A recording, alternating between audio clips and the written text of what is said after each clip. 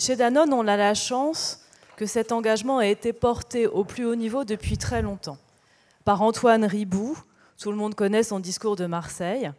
Des mots très simples à l'époque, très disruptifs à l'époque, très évidents aujourd'hui. La responsabilité de l'entreprise ne s'arrête pas aux portes de l'usine. On n'a qu'une seule planète.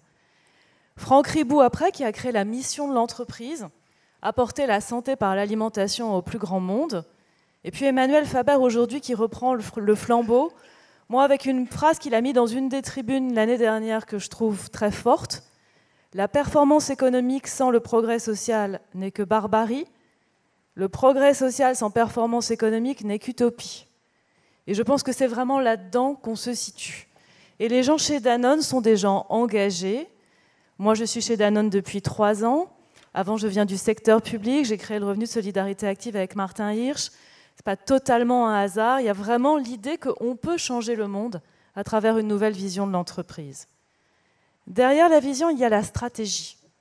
Parce que ce qui est intéressant, c'est d'aller vers une stratégie la plus unifiée possible. Et oui, mon titre, c'est Sustainability Integration, parce qu'on essaye de dire, il n'y a pas un département RSE, il faut que la RSE soit partout, il faut qu'elle soit intégrée dans les achats, il faut qu'elle soit intégrée dans le marketing, il faut qu'elle soit intégrée dans les ressources humaines. Il y a juste besoin d'un point de focalisation pour vérifier que tout ça est cohérent, mais ça doit faire partie d'une seule stratégie. Et on a sorti, il y a à peu près 1 mois, nos objectifs d'entreprise à 2030. Et ce qu'ils ont de spécifique, c'est qu'on n'a pas d'un côté la stratégie financière et de l'autre les objectifs RSE, avec un plan RSE ambitieux. On a une stratégie intégrée, 9 objectifs. Je dessine un rond parce qu'en fait, on les a illustrés avec un cercle, parce qu'en réalité, on peut partir de n'importe quel point, c'est un système. Le premier objectif, c'est une croissance durable et profitable. Le dernier, c'est de le faire en partenariat parce qu'on ne peut rien faire tout seul. Ces objectifs sont tous connectés aux objectifs de développement durable. On a fait la table de correspondance. On n'est pas moteur sur tous les ODD parce que ça n'aurait pas de sens. Il y a certains auxquels on peut contribuer un peu plus, un peu moins. Et du coup, on a le même discours vis-à-vis des investisseurs, vis-à-vis des analystes financiers, vis-à-vis des banquiers, des financeurs, vis-à-vis du monde de la RSE.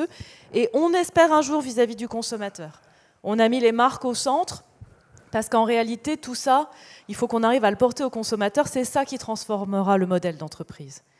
Derrière la stratégie, il y a les engagements, les chiffres, les actes et le reporting. On est en reporting intégré depuis un certain temps et on a à la fois des politiques d'entreprise avec des engagements chiffrés sur le climat, sur la nutrition, et à la fois des projets très concrets, parce qu'on ne peut pas faire que du macro, il faut être au plus près du terrain. Donc, vous le savez peut-être, Danone travaille depuis maintenant une dizaine d'années avec des fonds, le fonds écosystème pour la chaîne d'approvisionnement et la distribution, le fonds Danone Communities pour les projets de social business, l'un d'entre eux étant le programme Malin en France, qu'on développe avec Blédina pour apporter aux personnes en situation de pauvreté, aux personnes défavorisées, un accès à la nutrition infantile. Et puis le fonds Livelihood, qui est plus sur les problématiques carbone.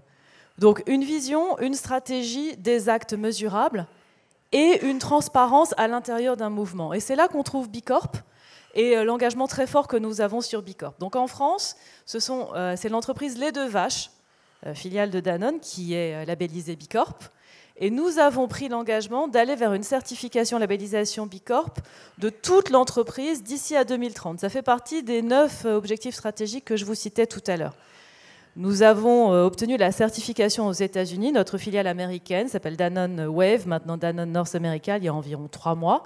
Et du coup, on est la plus grosse Bicorp du monde, avec Danone Wave. Et c'est un challenge pour nous, c'est un challenge pour le mouvement Bicorp, qui accueille de la plus petite entreprise à la plus grosse entreprise.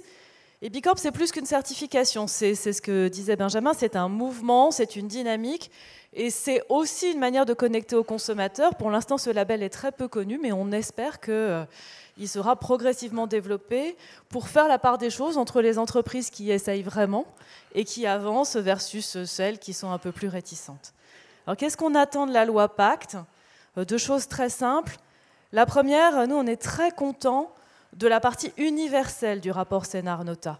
C'est-à-dire le fait de dire une bonne fois, dans le Code civil, une entreprise, ça ne sert pas qu'à la satisfaction de ses actionnaires, ça doit prendre en compte les conséquences sociales et environnementales, et la notion de raison d'être, et le lien avec le Code de commerce. C'est un socle, c'est important. C'est M. Jourdain qui fait de la prose sans le savoir, mais à un moment, il faut le dire, il faut l'écrire, il faut que ce soit dans une base juridique. Et c'est aussi la conception de l'entreprise, ce qui a été dit tout à l'heure sur le capitalisme responsable. Après, c'est important qu'on garde des pionniers, et donc on garde l'idée d'entreprise à la pointe, entreprise à mission, entreprise à impact, et qu'on arrive à les différencier. Je ne sais pas si c'est une différenciation juridique, c'est une différenciation pour moi plutôt autour d'un faisceau d'indices entre la vision, la stratégie, la vocation, les actes et la transparence. Pour ça que le référentiel, la transparence est vraiment important. Donc, je ne sais pas si c'est vraiment un sujet de forme juridique ou si c'est un sujet plus large, mais en tout cas, pour nous, c'est très important d'avoir la fondation et puis la pointe. On fait partie de la fondation et on espère être à la pointe. Merci à vous. Merci beaucoup.